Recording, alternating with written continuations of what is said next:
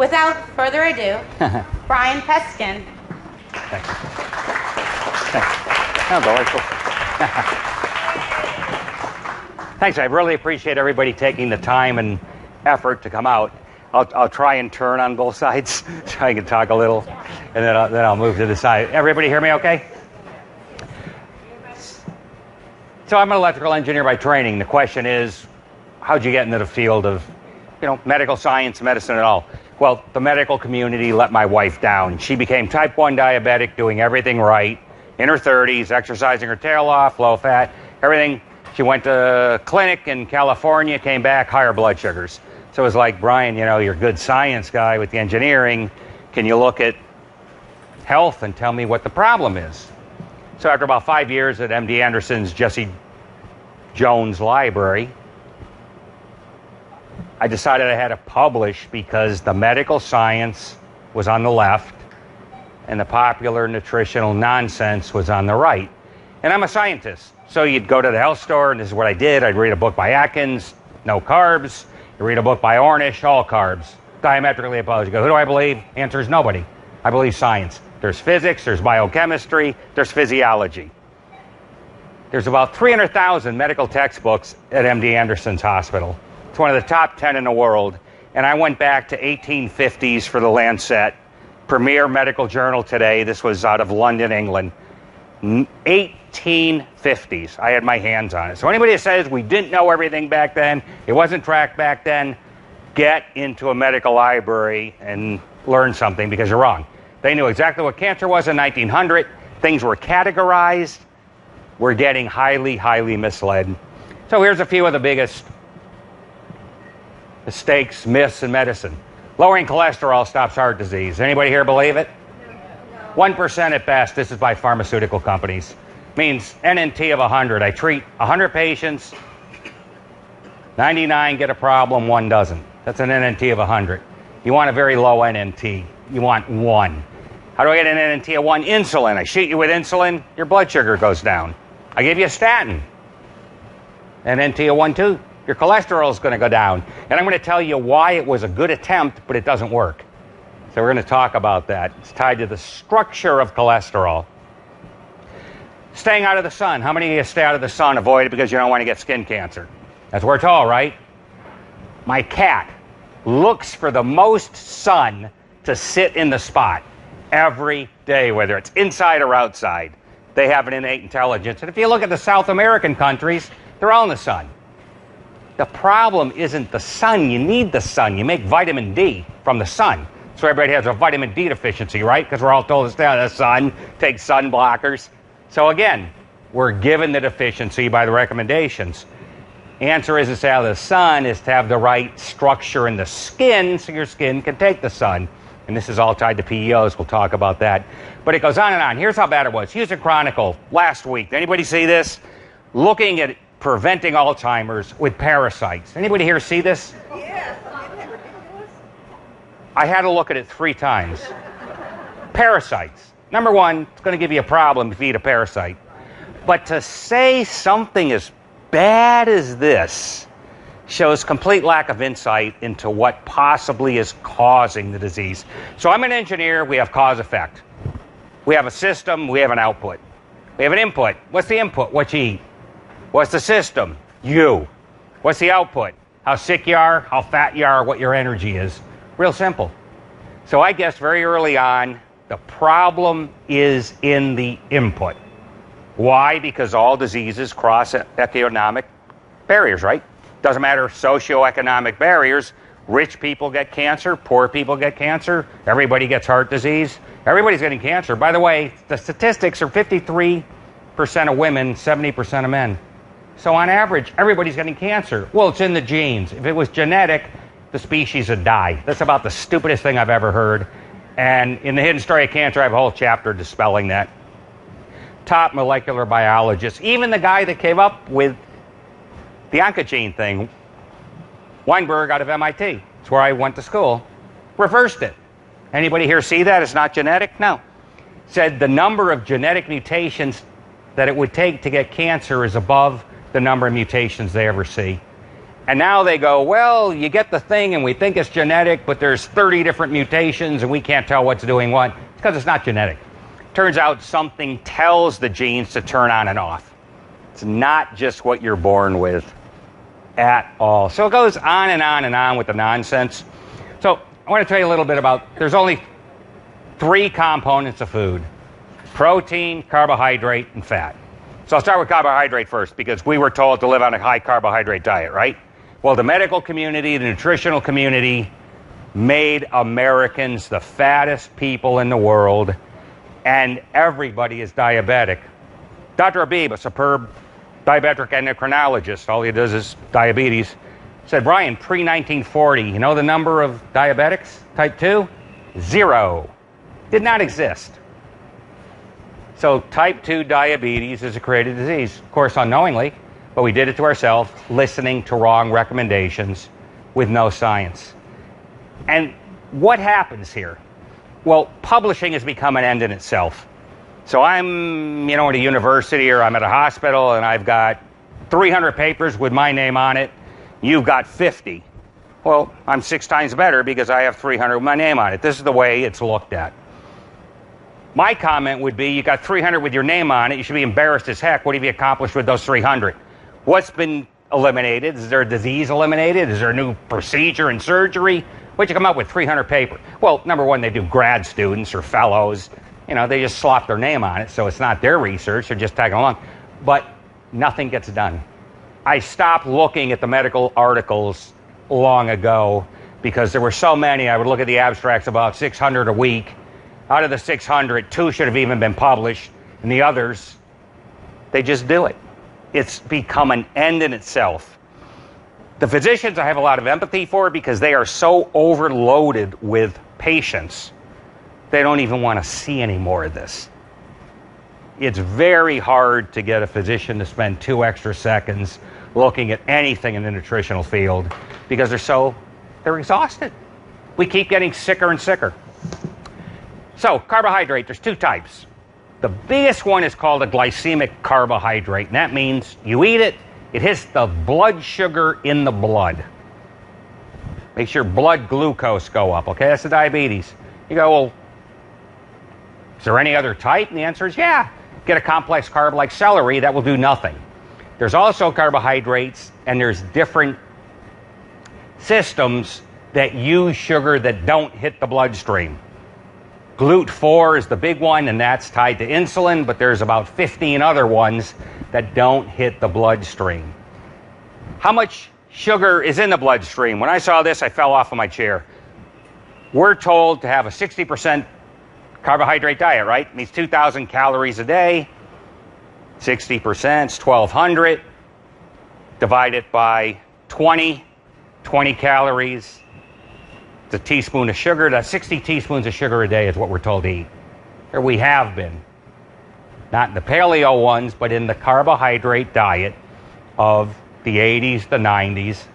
We were told to eat 60 teaspoons of sugar a day. So the question is, how many teaspoons of sugar is in your bloodstream?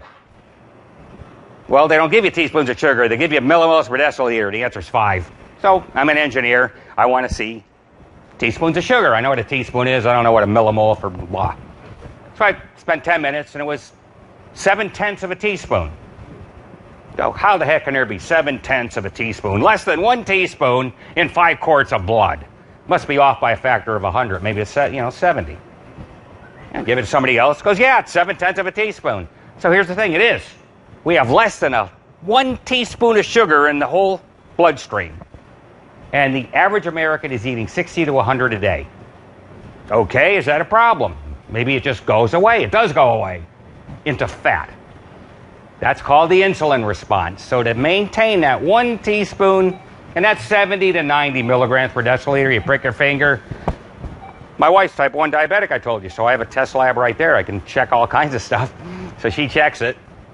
That's the 70 to 90 milligrams. That's less than a teaspoon of sugar. And that's normal. Now, if you're diabetic, it can be all over the place and go to 1,000. It's not often, but it can go to 1,000. You may die. You're certainly going to be in the hospital and go into a coma. Less than a teaspoon of sugar. So all those extra 59 teaspoons go right to body fat by the insulin response. Insulin is defined, textbook of medical physiology, the #1 medical textbook, physiology in North America. Every physician has learned from it. Fat storage hormone. Well, what more do I need to know? Insulin's a fat storage hormone, and it's only stimulated in the bloodstream by carbohydrates. Okay? So that 59 out of the 60 teaspoons of carbohydrate sugar you ate goes right to fat. This is where the big exercise thing came from. Remember, exercise. Where do you think that came from? Because in the 40s and 50s, no one exercised. Women were told, don't exercise. You ever see those old movies? The guys were thin, the women were thin. No exercise in there. There were no gyms. You didn't need to. So my comment is, I don't want to be living in the gym. How do I do that? I better know what I'm eating and what puts on weight and what doesn't. But that's how bad we are. So textbook of medical physiology has this. You have to eat carbohydrates to get that insulin response and pack on the sugar. There's a complex carb. They're better, right? You've heard all of this. You know how much time differential there is to go to the blood sugar as a simple carb? It's 10 minutes. I looked at the curves, and they're in the PEO solution, and they're in the 24-hour diet. This came right from the company themselves. 10 minutes. So my big joke is you get just as fat 10 minutes faster. Does that sound like any big deal to you? Also, and this really shocked me, the resting blood sugar level was higher from the complex carb than the simple carb. So I'd rather have you eat the simple carb, get it the heck out of your system, and you're done with it.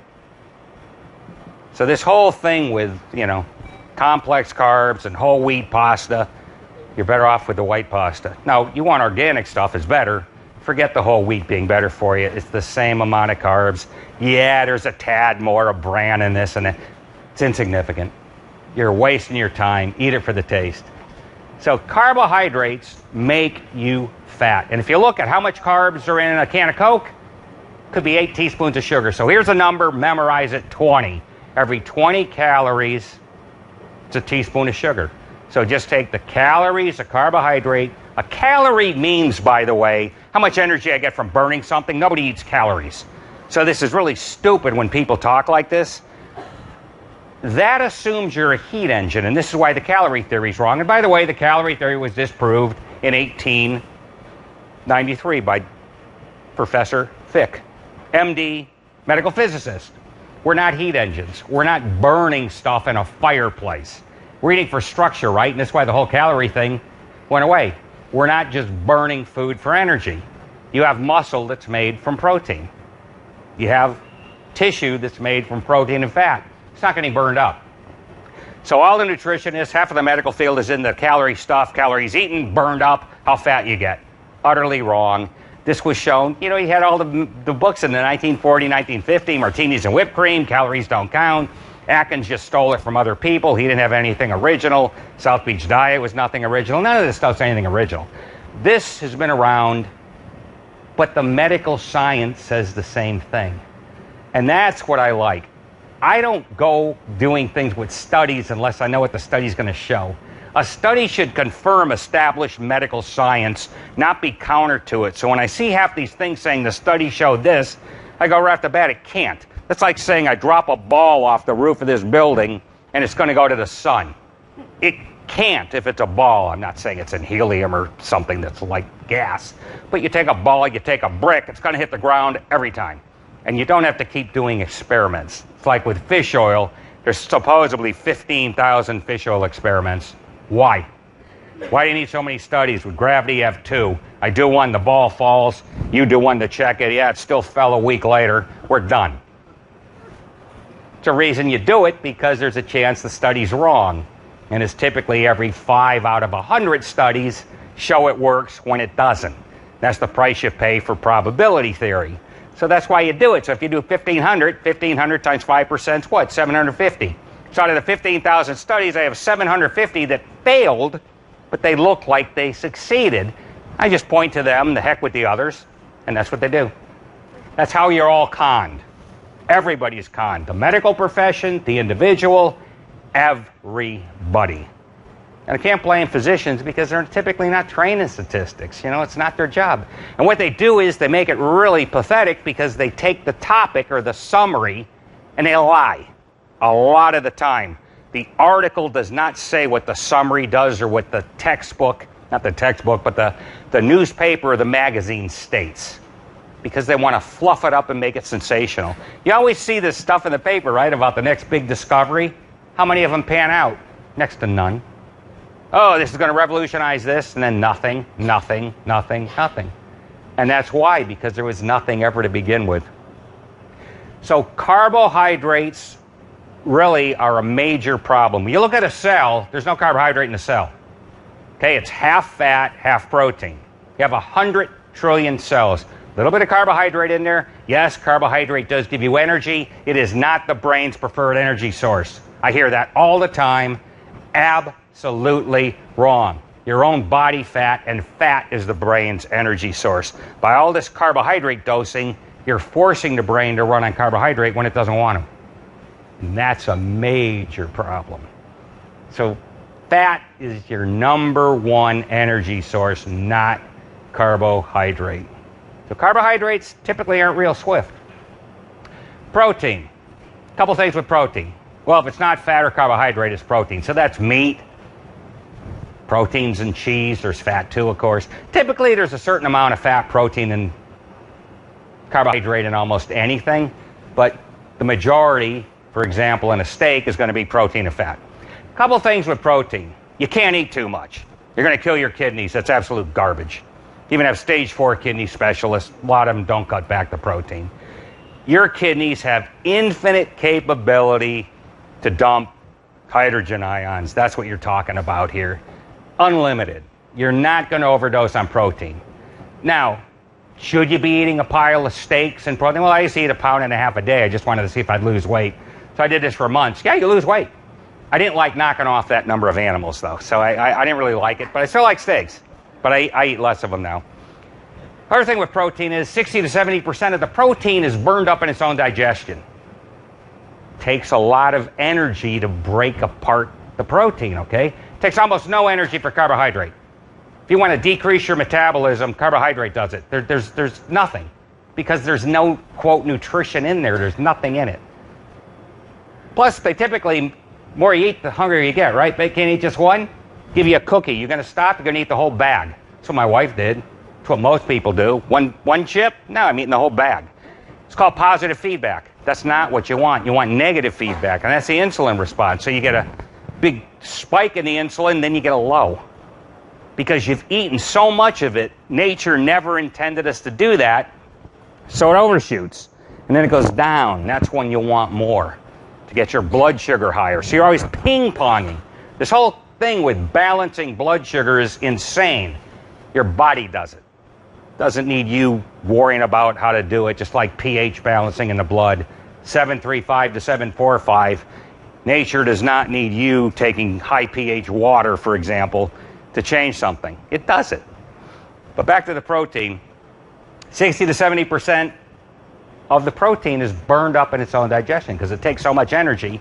Body is smart. It goes, I'm not going to exhaust the person. I'm going to use the energy in the food. The other thing is there's a pile of water in protein. A steak that's cooked, for example, is 58% molecular water. Nobody knows that. It's never even mentioned. You need almost no extra water outside of the food. If you're thirsty, you're out in the sun, drink the water. But do not ever, ever, ever force feed yourself water. Cats drink almost no water. They get all the water out of the food. And we should too. But who came up with this? 8 glasses of 8 ounces a day. The water companies, of course. They've had athletes that have actually died because they force-fed them water. I give you a gallon of water, I'll kill you. You drink it when you're thirsty. They completely overlook the water content of food. Vegetables loaded with it. For example, lettuce, 90% water. You don't need a glass of water with dinner. I mean, it's ridiculous. See all these poor people exercising, lugging water. It never ends. And if you don't really know the answer in advance, you're not going to know this. I mean, this is all I do. I specialize in the parent essential oils, which I'll talk to in a minute. And because that's at the center of the circle, every deduction is right. Because you start here, everything else follows. And, over the years, there's so many physicians that have found my work and go, Brian, you're the first one that answers this. You're the first one that answers this. This never worked, but I didn't know why. Your science does. And then I wrote the 24-hour diet because the doctors said, give us some science, that we can tell our patients. And then the last book I did, PEO Solution, with Dr. Rowan. He's a raw foods vegan. So I'm a carnivore. So typically you hate each other's guts, right? This has never happened in modern history that I know of. We have a vegetarian and a carnivore writing anything together. But the overlap is the PEOs. Now, he can get them from the raw foods. They're not adulterated. So, all the protein you eat, 60 to 70% is burned up. 50 to 60% of that's water. You're not left with much. And even if you were, it doesn't matter. You're not overdosing. Now, what does protein do? Compared to carbohydrates, which do basically nothing except give you a burst of sugar. So it'll give you some energy if you're running. That's why an athlete can eat it. And that doesn't matter. Brown organic rice, organic oatmeal, organic bagels. I don't care what the heck it is. It's still a carb. The only thing that's different with that is if it's complex like celery, that doesn't count. Because cellulose is not food. Okay, it's sawdust. And by the way, anybody eating fiber is going to irritate your colon. Insoluble fiber is cellulose, it's sawdust. This was published in 1999, Lancet, 2000, New England Journal of Medicine. Women eating the most fiber got the most colon cancer. Lo and behold, in 2017, that's in the toilet, and fiber. See, medicine and nutrition just go in a merry-go-round circle. The same stuff they did 20 years ago, they're back to today. We don't know what to eat. High carbs or high fat and protein. Of course you do if you looked at science. But they go round and round in a circle, right back. Everything else advances. So it gets very frustrating. So in my books, you'll see a merry-go-round. 20 years later, the same nonsense. And then we don't know. So you can put a man on the moon, but I can't tell you what the heck to eat. Do you know how stupid that is? How embarrassing that is? Anybody should be embarrassed. I don't know what you should eat. Or it doesn't matter. People lose the same weight eating high carbs or steaks. Well, that doesn't make any sense either because everything's not equal. So back to the protein. Half of every cell membrane protein. You have 100 trillion cells. Half of your hormones, non-sexual ones, protein. Antibodies, protein. They're blood buffers to keep that pH in your blood, 735, 744. Protein. Goes on and on and on and on. Protein is critical. Your muscle is protein. Your bone is made of amino acids, protein. That's the structure of the bone. Anybody just taking minerals isn't going to give you stronger bones. It does give you a more dense bone-ish structure because I have a bone and I'm just dumping something on the outside, so it pulls up in a density scan and you have a denser bone, but it's not the bone matrix. So it's the wrong thing. That's not osteoporosis, lack of calcium. Osteoporosis is lack of the bone matrix, and the oils and protein make a stronger bone. Everybody see that picture that was sent around? Okay, this was a patient that fell on her face. This was in Massachusetts in the winter, slipped off a curve, 86 years old, face forward, boom on the pavement. And you could read what the ENT, it's now a plastic surgeon, said about that. The recuperation was remarkable. Physicians use the word remarkable, meaning something I don't see too often. It's an extremely rare case. She didn't break a bone, break her nose, fracture cheekbones, break a tooth. Shocking. None of that. All the inflammation under her eyes in about 10 days. Remarkable resolution. And then it took about 60 days to be almost completely healed. It's typically 4 to 5 months. This is an 86-year-old patient. Pre-treated, take any oils.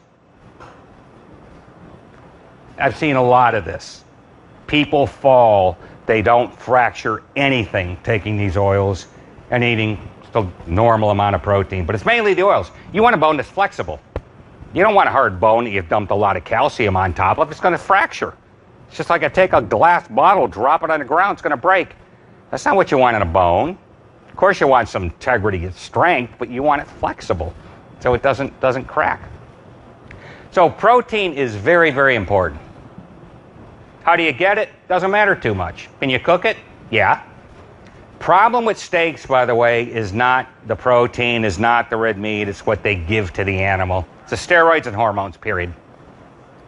That's why in the 1900s, there was no cancer and heart disease. Pre-1920, there was no heart disease. The person with the EKG from Germany was told to go back home. We don't have heart disease here. Don't need you. Look at it now. By the way, a third, first heart attacks, you're dead, right? It's about a third. You don't get any symptoms, you don't get anything, you're just dead. It's 1/3. Can't afford the risk. So protein is really required, but the biggest problem, now the thing with denaturing, minimizing the additives is the important thing with cooking it. So meat, I like more towards well done. So I did a test at the lab. I took a hunk of steak, just gave it and said, what's the estrogen content? Say it was 100. And then I made it medium well to well done. It was down to about 90, or about 5. So 95% of the estrogen was denatured. It means it doesn't work. So if you cook the meat pretty well, you don't even need to go organic or free range. But I like doing that anyway because I don't want to risk it. The number one problem today is in the adulteration of the oils. Everybody says everything in moderation. It's all this, it's that, and it's not everything. It's one main thing by a factor of 1,000-fold. The adulterated oils. And why are they adulterating the oils? To get long shelf life. Because you can't have foods smelling like fish that's gone bad, right? If you walk by the fish department in the supermarket, it smells. Well, that's the oil's going rancid. Now, you can't have food doing that, and I understand that. So what do? I have to do something to stop that. And there's many ways to do it. Typically process it, it makes it where it doesn't work. This is why margarine is called a plastic. If you give a plastics engineer margarine, hydrogenated oil, they'll say, yeah, it's the same structure. Okay, big deal. It is a big deal. Remember the 100 trillion cells you got? Half protein, half fat. Well, out of the half fat, about half of it's saturated fat, and monounsaturated fat. 1/4 to 1/3 of the content of the fats in every one of those 100 trillion cells are PEOs. And that stands for parent essential oil. Okay, I coined that term because I got so sick of people saying EFAs being fish oil. It's not fish oil. There's parents, which is parent omega-6, parent omega-3. There's an extra double bond. You don't need to know about that. All you need to know is there's 2 separate types. Body can't make them. Got to get them from food. Omega-6 is in the vast majority. Very few foods have a lot of omega-3. Now, grass does. Some of the plants will. But by and large, the nuts, the seeds, most of the food is heavy in the omega-6 because we need it. But we're overdosed on omega-6. Everybody says that, right? You all hear that? Overdose, overdose, overdose. When you figure it out, you need 11 to 1. We're not overdosed. We're overdosed on the adulterated parent omega-6. Because when you figure out the tissue ratios, it's about 11 to 1. So I need 11 times more omega-6 than omega-3. And I get tired of looking at these books. Yeah, primitive man had 1 to 1. There's no way on earth he had 1 to 1. That's beyond stupid. Even the cow, if you look at its tissue that's living on a lot of grass with a lot of omega-3, body's burning it up. Their tissue is heavily in favor of parent omega-6. So they just say anything. In the nutritional field, you just say anything you want, and you get followers, and they believe you. Well, my comment is, these people ought to be shot. You know, they're dealing with people's health and lives, and get used to asking, what is the metabolic pathway? When you hear somebody tell you something, sir, and we'll be talking about that later, what is the metabolic pathway? How's this happen? And you better get an answer instead of just some stupid look. What? Don't listen to them. It's not open to opinion. You don't want my opinion on anything. You want what is the science on whatever your question is. Opinion is for art, politics, anything that's not going to kill you with wrong results. So the oils are heavily processed to shut down oxygen transfer. That is what oxidation is. That's what rust is. So oxidized oil. Anybody has age spots, the brown dots on their hand? That's oxidized oils. You got the same thing inside you, by the way. You don't want that. That is proof you're eating this junk. It's not happening by the sun or something. Well, it could be the sun, but because you don't have these in your skin, you're getting that. You don't want it. It's called lipofuscin. That's the technical term. Big thing is your skin is all parent omega-6. There's no parent omega-3 in there. So you hear all this stuff like fish oil makes my skin smoother. First question is, what's the metabolic pathway? How? Answer is, it can't. Doesn't do it. Can't make your skin smoother. There's none in there. But it is all parent omega-6. So if you're getting adulterated omega-6, women's today's skin is typically horrible. I mean, everywhere I go, I get a 20-year-old girl. Let me see how soft your skin is. And I beat them. I said, but I got a secret, you know. And it's incredible. Fingernails are all parent omega-6. So people taking the PEOs, fingernails are like rock. The hill valleys go in the fingernails too. They're smooth. Guess what's all parent omega-6? The intima, inside of the artery. One little cellular layer thick. It's all parent omega-6. Now guess what? If you have adulterated lining of the artery, it's going to crack. It's like the straw that cracks. That's why cholesterol comes in, tries to heal it, and you get a clog. It's called an occlusion. Not made to have that. What happens if you have fully functional parent omega-6? Slippery. It's like Teflon. Nothing's going to touch it.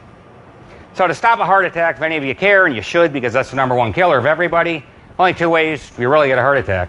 Artery can't expand. It's like a straw, so it cracks. Or you got a clog. Got a clog, what happens? You get a high blood pressure.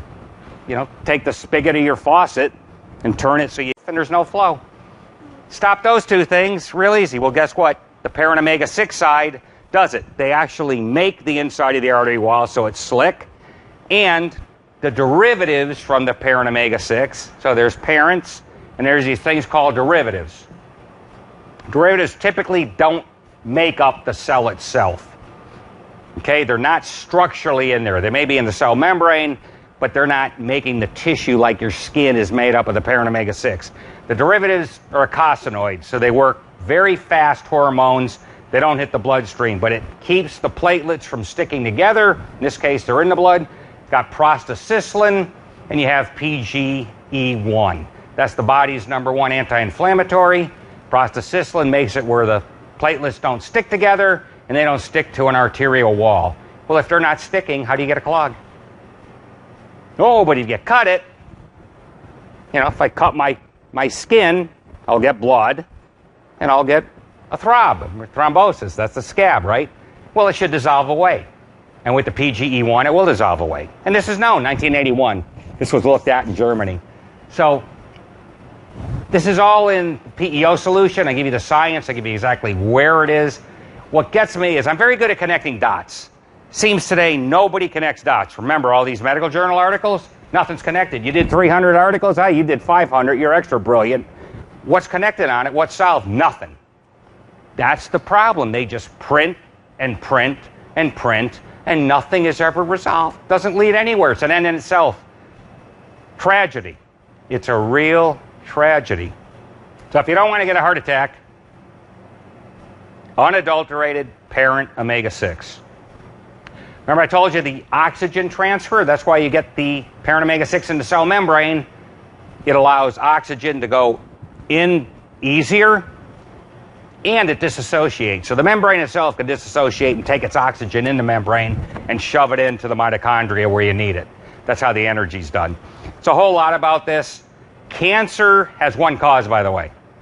Not hundreds like you're always told, which is brilliant. If I don't know anything, what do I say? There's hundreds of causes. Do you ever expect me to figure out how to solve it? I just told you there's hundreds of causes. Nobody can do that. It's inhuman. It's impossible. There's hundreds of causes. I can't. And there's one. This was known too, lack of cellular oxygen. Otto Warburg, MD, PhD, most brilliant physiologist of the 20th century. Nobel Prize winner. Brilliant. He discovered that. you decrease by 35% of cellular oxygen, even intermittently. So I can have full oxygen, decrease by 35. Full oxygen, decrease by 35. You're getting cancer. This was verified in 1953 and 1955 in America with American scientists. They did brilliant studies. They looked at the heart. Whenever it was deprived of oxygen, cancer. Now, you don't kill it. You deprive it of oxygen forever, you're dead. So cancer is a survival mechanism. Everybody's going, oh, it's an inside invader. It's not genetic anything. That's been completely gone, right? Inflammation can cause cancer, but it's lack of cellular oxygen. So this was absolutely proven, but they didn't figure out how do I get cellular oxygen. That was PEOs. So Campbell had it in 1976, but he didn't really know what he had. And I didn't know his work until published Hidden Story of Cancer at second printing, and then we found it. But I figured out it had to be in the cell membrane. And even the biochemists I worked with, PhD, said, I don't see it. I said, I don't care if you see it or not. It has to be. So this is where the theory is so good. It's the only time I went out on a limb and said it had to be true. And it was. You increase the cellular oxygen, you don't get cancer. That simple. Now, there's tons of secondary causes. Asbestos, what's it do? Irritates. Inflammation is the number one reason for cancer. Sucks the oxygen. How do you solve everything? Oxygen. It's like it puts out the fire. Oxygen. Stops everything. That's what you do. So if you're restricting the oxygen by having all the oils in the supermarket, those oils are all processed. They're not getting the oxygen transfer. Now, it works great to keep the food okay. It doesn't smell, but it kills us. Now, remember, the threshold is 35%, and it turns out it's a percentage. So if you're eating 20% screwed up fat and 80% okay, 20% of the structure is screwed up. This is known too. It's a big question. What's the percentage that gets, if I eat junk and eat good stuff, it's exactly what you're eating. It goes in pretty much proportionately. So the more good stuff I have, the more junk I can eat. So it's not, I can't have fast food, I can't have it. No, it's just, you better have something compensating. And you got a 35%. So you got a good margin to begin with. Average person gets cancer. I told you, it's 53% of men, 70% of women. It's not the numbers they give you with the 40. Everybody. They don't want to tell you the real numbers. And they're not going down. Only reason anything is better is they catch it earlier. Do you have better survival rate? Nope. All this personalized medicine, forget it. You get cancer, you got a major problem. You don't want to get it. And PEOs, because of their oxygenation, number one thing on the list. Absolutely number one. So cancer and heart disease are tied together. Oxygen. The deal with cholesterol and why it was a good first attempt, if I lower LDL cholesterol, okay, how do the PEOs get transported in the bloodstream? I don't know. I never thought about it. Just go in there and swim around. No. Because you have water and you have fat. They don't go around. So you have a structure called a lipoprotein. So the fat and the water have to be combined. So you have a cholesterol structure and it's tied to triglycerides. There's a lot of stuff in there. Bottom line is the PEOs are magnetized to the cholesterol. So the cholesterol is the transporter of the PEOs. Okay? Of any of the parent omega-6 and omega-3 and even the derivatives. So if I lower LDL-C, what have I done? I've lowered the adulterated fat. Okay? And that's good. I've gotten rid of some of the poison, because I told you it's poisonous, doesn't transfer oxygen. Cancer and heart disease are in your future. So I lower it. That's good. Problem is you also lowered the good stuff. So like I said, it was a good first attempt, and that's why it doesn't work. If you ask most cardiologists if statins worked, are your waiting rooms now half empty? The answer is no, they're overflowing as heck. Unless you talk to an academic at a college. One tried to say that. Yeah, since statins, we don't see any heart disease patients now. I don't know what universe you're in, buddy, but everywhere. Every cardiologist I ever see, it's flowing. Flowing. It's just a tragedy. So, cholesterol is transporting the PEOs. And that's how it's tied together. So if I have a screwed up structure of that, I have a screwed up structure of my cell membrane. And that brings them into the cell membrane. So Oxygen is tied to heart disease and cancer. So biggest bang for the buck, and I'm about maximum efficiency. There is something called SEAC, which is excellent. It's a Canadian Indian herbal thing that's very anti-cancer too, because it makes the whole digestive system very slippery. Because there's slippery elm bark in it, which is excellent. There's burdock root, sheep sorrel. It's a phenomenal blood purifier. Big problem today is eating a lot of junk with additives, right? If you're not organic, the additives you eat will kill you, because if they stop fungus and mold and all kinds of things from growing, well, they're not doing us any good. So to minimize the negative junk, you need a detoxifier. So SEAC is the best one, and I like adding cat's claw to it because it makes the upper respiratory phenomenal too. So you could look that up. It's in the books, but it's called SEAC's been around for a long time. A lot of history on it, probably 100 years. But the oils are the number one thing. So anything that has fat, you want to make sure it's natural or organic. Eggs, chicken or cheese, bacon, butter, cream, organic. That's where you spend the money on organic. And of course the oils. But any of the foods that are high fat, because all the residues are in the fat of the animal. So the reason all women are getting excessive breast cancer and everything, and they're overloaded on estrogen, isn't because estrogen is turning on your body. That's insane too. We're getting it exogenous. You're eating it. All the residues in the meats, they're not organic and naturally raised, you're getting them. Big problem with antibiotic residue too. We're getting it from the animal. It's not because people are taking it and abusing it. It's in the animal fat that we're getting. Not supposed to be there, but it is. So you really need a detoxifier to help take care of that. Another big thing is minerals. Minerals are called coenzymes. They make, for example, the vitamins work up to 100 times faster in chemical reactions. There's about 8 essential ones. I personally don't care too much about the micro ones. There's 70 of this, and I care about the big ones. Especially the ones tied to oxygen transfer, like magnesium, like zinc. Another big thing is antioxidants. We're on the subject with minerals. Your body makes them just fine. If you want to take them, go ahead. You don't need to, as long as you get the minerals that make the antioxidants like SOD, superoxide dismutase, phenomenal antioxidant. But your body makes this. Your body will do everything. If you think nature is going to leave having to do something to us, you're insane. We screw up everything we touch, from hydrogenated oils, you name it, we screw it up. Told you there's no heart disease, no cancer in 1900. Look at us now. Are we living that much better? Well, we got more convenience. You're sick. And look at the insurance premiums now with the health care. I don't know about you, but I've seen mine. The deductibles are so bad, unless you have a major problem, you're not using it. You cannot afford to get sick anymore. So 3 things are the biggest. You just look at the time here. Number 1 is the oils. If you're not getting these oils, again, body can't make them, you're gone.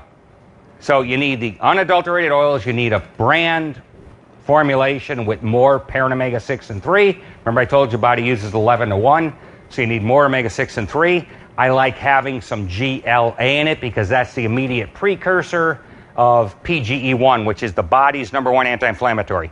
So anybody has arthritic joints, pain, you need PGE1 made. Diabetics have impairments called the delta-6 desaturase enzyme. So I like making it easier on that with some GLA. So I like evening primrose oil is a very good source for that. A few other things you want, but those are the big things. Has to be organic. Has to be cold pressed. Can't have any chemicals in the seeds. We're trying to avoid all that. So that's a big thing. Minerals, there's 8 of those. You want them called truly chelated. If you don't chelate a mineral, there's no telling what the heck it binds to. So it's in there, but it separates and it binds to the wrong thing and doesn't work. If it's truly chelated, those are done by Albion Labs. They're covalent bonds. They don't stick to anything. And they bypass digestion. They stay. That's what you want. So all of this ionic minerals, they're insane. It's the exact opposite of what you do want. So you want the right minerals called truly chelated, and then you need a detoxifier. And again, the best one I've seen is called Essiac. I like adding cascalot to it. It's just a funny name. It's an herb. And there's two ways you can do it. You can just eat the herbs themselves. I didn't believe it would be that good, so I had a digestive simulation run. It was about 93% as good as the water brew. So the typical way is you brew it in water. It's called a decoction. You boil it for 10 minutes. Then you steep it for 12 hours. And after 12 hours, there's nothing more that comes out. You can check tests on it, total dissolved solids. So it needs to be brewed for a solid 12 hours, and you get the water-soluble stuff. And it is phenomenal. Anybody with colon cancer issues, prostate cancer issues, there's nothing along with the oils that touch this. Essiac. It's an herbal product. There's different brands, but you want one that's water distilled. That's the best. That's the most potent. If you don't have a problem, then you can take just the capsules of the herb itself. You're going to be fine. But if you have any kind of a problem, prostate issue, cancer issue, you want, 1% makes a difference. 1% in an athlete makes a difference. So, like I said, I don't get into any brand names because I talked disease prevention. I only got in trouble once before with the state of Texas. You can't do that, even though preventing scurvy with a supplement is a supplement, and it is a disease, but doesn't seem to carry too much weight. So I can talk science all day long, but I don't get into specific formulations. I can tell you what you need to look for in a formulation based on the science. So why don't you take a few minutes? I really like people understanding science. So before buying products, I tell people, get either the 24-hour diet if you care about weight, or PEO solution if you care about health. Now, they're the same material by and large, but the focus is from a very, very different point. They're both very current. 2014, 2013, science hasn't changed at all. So they're both very, very current. Most physicians read them twice, so don't feel bad if you go, it's too much. That's what I try and do. I typically write for physicians, and I write giving them information they haven't seen anywhere else, because they don't have time to waste. So this is what I tell physicians. I said, I hope I haven't wasted too much of your time, and the answer is always no, you haven't. I don't regurgitate the garbage that's already known or the stuff that's wrong. I just give the medical science. And the cool thing with me is I give you the reference on the page. You don't go to EndNotes. You don't go hidden somewhere. I give you the exact quote from the medical textbook or the journal so you can see it yourself. And then if it's complicated, of course, I'll give a translation. But I want you seeing what they said. Most other authors just summarize it. Half the time they mislead you because it's not what they want to say. I don't do that. Make your own decisions. I'm not going to tell you what to do. If you're over 21, my job is to give the world's best medical science. I'm a theoretist. So until we did the Iowa experiment measuring the arterial flexibility and the blood flow, doctors would always go, can you prove any of this? And I said, well, you're going to have to go into a hospital and, no, I'm a theoretical guy. I said, well, we can't do anything with this. Then when I did the Iowa thing, measuring blood flow with plasmography, which is really cool. It's like a pulse oximeter. You can measure the blood flow. They went nuts because this actually showed taking the PEOs. We had people that weren't taking the oils, and I think it was about 8 years biologically younger after 3.5 months of the oils, arterial-wise. And what you do is you look at different population samples, 20-year-olds, 30, 40, 50, it's easy to do. It's already been done. Now, they didn't do anything with this in America. They do some of it in Europe, but in America they didn't. And the comment was, well, we don't know how to do any of this anyway. I'm not going to declog you. I don't know what to do. Statins don't do it. They just slow the progression of the heart disease, right? That's the other thing. Don't know how to reverse it, and don't know how to make the arterial artery more flexible. Don't really know how to do it. Decrease the blood pressure by decreasing the blood flow. That doesn't make the artery more flexible. That just cuts the blood flow in half. So it's very misleading. And that would scare the heck out of me, cutting your blood flow in half. Remember the oxygen transfer? Well, now you just cut that. Got a problem. Major problems, but nobody seems to really look too far out.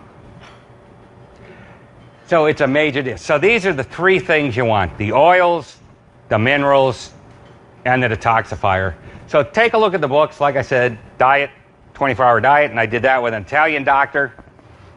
So you have his viewpoint on things, and then PEO solution is with the raw foods vegan. So you got Dr. Robert Rowan, very, very big name in integrative medicine. He was the editor-in-chief of Second Opinion newsletter for a decade. Very sharp guy, up on the biochemistry. Again, raw foods vegan. So you can see how this can be done either way, as long as you get the oils.